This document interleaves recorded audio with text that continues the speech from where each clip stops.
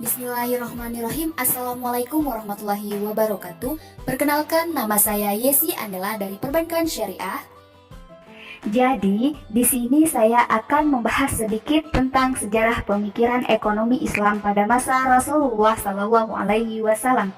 Ini dimulai sejak hijrahnya beliau dan rombongannya, yaitu kaum muhajirin ke Madinah, hingga beliau mendirikan negara Madinah, di mana dalam pendirian negara ini tentunya perlu tata kelola kenegaraan.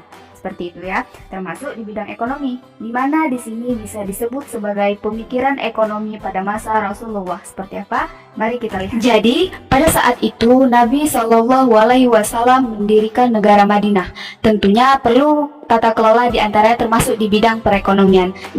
Adapun perkembangan pemikiran pada masa tersebut yaitu kebijakan fiskal pada masa Rasulullah. Lahirnya kebijakan fiskal di dalam dunia Islam dipengaruhi oleh banyak faktor. Salah satunya karena fiskal merupakan bagian dari instrumen ekonomi publik. Untuk itu, faktor-faktor seperti sosial, budaya, dan politik termasuk di dalamnya. Tantangan Rasulullah sangat besar, di mana beliau dihadapkan pada kehidupan yang tidak menentu, baik dari kelompok internal maupun kelompok eksternal. Ada dua hal penting yang telah dijalani dan diubah oleh Rasulullah SAW pada waktu itu. Yang pertama, yaitu adanya fenomena unik, yaitu negara baru dibentuk tanpa menggunakan sumber keuangan ataupun moneter. Dalam membangun negara Madinah, ada langkah strategis Rasulullah SAW. Yang pertama, membangun masjid. Setibanya Rasulullah SAW di kota Madinah, tugas utama yang dilakukan adalah mendirikan masjid yang merupakan asas utama dan terpenting dalam pembentukan masyarakat muslim.